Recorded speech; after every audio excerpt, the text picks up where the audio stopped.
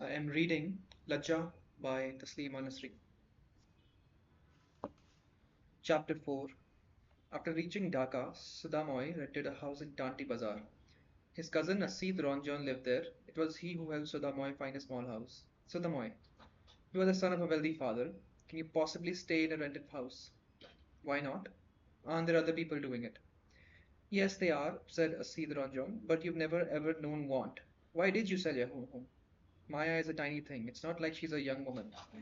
Surely nothing terrible would have happened. Of course, we've sent our Utpal to Calcutta. He was not able to go to college. The young men of the neighborhood used to say that they would grab hold of him. I was frightened and I sent him away. He's now with his mother's brother in Tiljala. Grown up daughter brings great anxiety, Dada. So the Mai could not disregard what Asid Ranjan has said. Of course, there was anxiety. He wanted to believe that even Muslims experience anxiety when they have grown up daughters. A group of young men had pushed one of Sudama's students on the road and pulled her sari off. The young woman was not Hindu. In fact, she was Muslim. The young men were also Muslim. So, what did that mean? So, the Mai consoled himself with the thought that it was not about Hindus and Muslims, but about strong torturing the weak whenever possible. Women are weak, and so strong men torment them. Asid Ranjan had sent both his daughters to Calcutta. He earned good money from his gold shop in Islampur. He also owned an old two-story house which he had not even bothered to repair. He was planning to build a new house, but did not seem very interested in the matter. Don't spend any money, Dada, he told Sudamoy. Save, if you can, send away the money you got from the sale of your house. My relatives there will organize some land for you. There? Asked Sudamoy. Yes, Calcutta, said Asid Ranjan in a stage whisper. I bought land there too.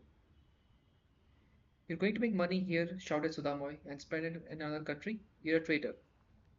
Asid Ranjan was always surprised that Sudamoy said these things.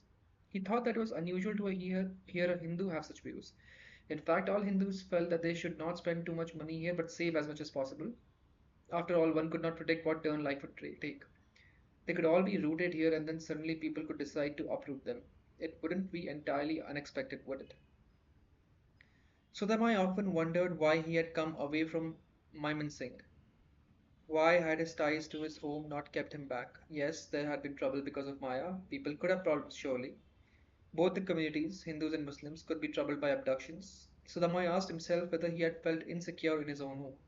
In his bed, in the cramped rooms and veranda of the house in Tanti Bazaar, Sudamai wondered why he had left his family home to live in an unfamiliar place.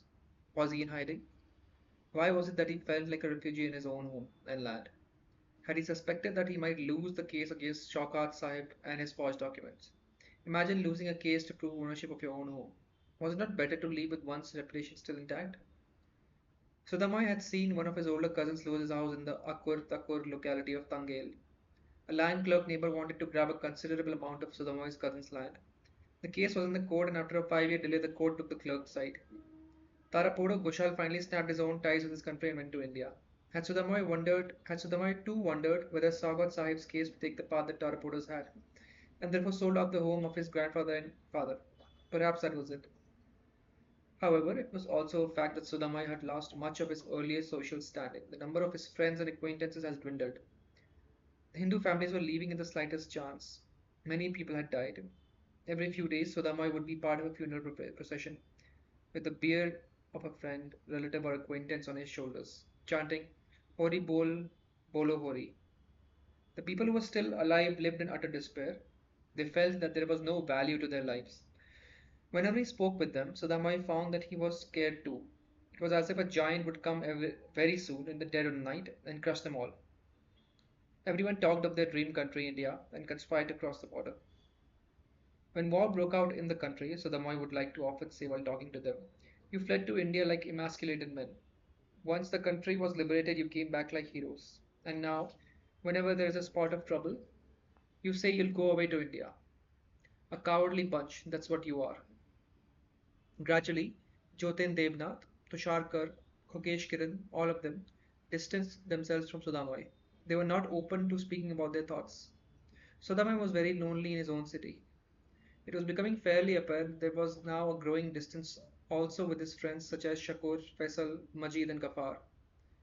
When he visited them, he was often greeted with comments like, do sit down for a bit in the drawing room, Sadamoy, and I'll come back after namaz. Oh, you're here today, but we have a Milad at home. The left fingers were aging and taking to religion, and that made Sudamoy feel very lonely. He felt anguished by the lack of reason, logic, and ethics in his own city, so he wished to escape, not from his country, but from the city of his dreams.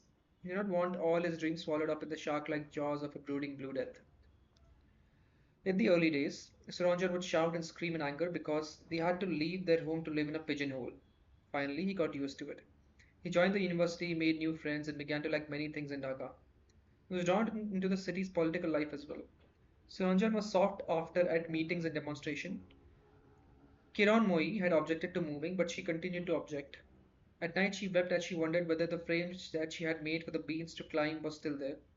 She often said that no one had guavas as large as theirs and wondered how the coconut palms were and if the new owners remembered to put salt water at the roots. Not just Kiran Moi, but Sudha Moi too felt great pain. Sudha Moi had hoped that his transfer to Dhaka would help him follow up on what was happening about his promotion. He visited the ministry and often had to wait in the room of a lowly clerk. Do you think something will happen with the file, dear man? He would ask. It was difficult to get a clear answer to such a question.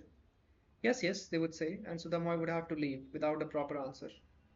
Doctor, someone would say, can you please prescribe something for my daughter's dysentery?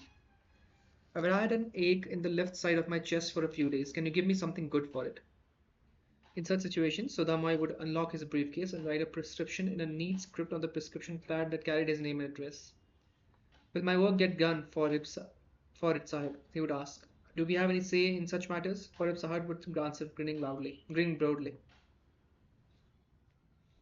Sudamoy's juniors got their promotions. His file had been buried under the files of Dr. Korimuddin and Dr. Yaqub Mullah, but they soon began working as associate professors. Sudamoy kept walking to and fro from the ministry. Not today. Come tomorrow, please. Your file will go to the secretary. Not tomorrow. Come the day after, please. We have a meeting today. The minister is out of the country. Please come back after a month. After listening to these excuses several times, Sudamai finally figured out that he was not going to get his promotion. After running around for nearly 2 years, it became evident to him that some of his colleagues, even though they were incompetent, had outstripped him. His juniors had become associate professors and were lording it over him. He was nearing retirement and was actually entitled to be an professor. It was not as though he was greedy, it was his by right. Finally, Sudhamoy Datta retired as an assistant professor. His colleague Madhav Chandropal whispered in his ear as he placed a garland of marigolds around Sudhamoy's neck as they bade him farewell. In a country of Muslims, one should not expect too many opportunities for ourselves. Even what we are getting now is a favor. And then he laughed loudly. Madhav too was working as an assistant professor. His name too had come up for promotion for a few times, and though many others got through, Madhav always faced obstacles. And then Madhav Chandra had other things going against him. He had been to the Soviet Union. Later, Sudhamoy realized that Madhav Chandra wasn't far off the mark. There was nothing in the laws of Bangladesh that prevented Hindus from being appointed or promoted to senior positions in the administration, police or army. However, there were no secretaries or additional secretaries in any ministry from any Hindu community. There were three joint secretaries and a handful of deputy secretaries. Sudhamoy believed that those few joint secretaries and deputy secretaries certainly could not hope to go up the ladder. There were merely six Hindu deputy commissioners, DCs, in the entire country. There was just a single Hindu judge in the High Court. There were probably several Hindus in the lower rungs of the police, but how many Hindus were there at the superintendent level? Sudhamai thought to himself that he had not become an associate professor simply because his name was Sudhamai Datta. If only he had been Muhammad Ali or Salimullah Chowdhury. Even in trade and business, very rarely did a Hindu institution get a license if there was no Muslim partner involved. And then Hindus never got loans from the government controlled banks or from industrial development organizations to set up businesses. It was in Tanti Bazaar that Sudhamai Datta again created an appropriate atmosphere where he could continue living. He still felt a strong attachment to his land even after leaving the city of his birth. Is it only Maiman Singh that is my land? All of Bangladesh is my country, he always said. We released fish into the ponds, grew vegetables, and our children ate the fruits from our trees. That life seems like a dream, Kiranmoi sighed. Nowadays, we're barely able to pay our rent every month. You did get quite a bit of money after selling the house and on your retirement, Kiranmoi often said, as the night deepened. Let's go away to Calcutta. We do have a fair number of relatives there. It's not like our relatives will even give us a meal, Sudhamai would respond. You may look forward to staying with them, but they are likely to turn their faces away when they see you. They'll probably ask where you're staying and offer you some tea and nibbles. Why should we depend on others when we have our own money? I won't go. If all of you want to go, then go. I have left my family home, but that does not mean I will now leave my country. Sudamai would shout back. They went from Tanti Bazaar to Armani Tola and were there for 6 years. Sudamai Datta had now been living in Tikatoli for 7 years.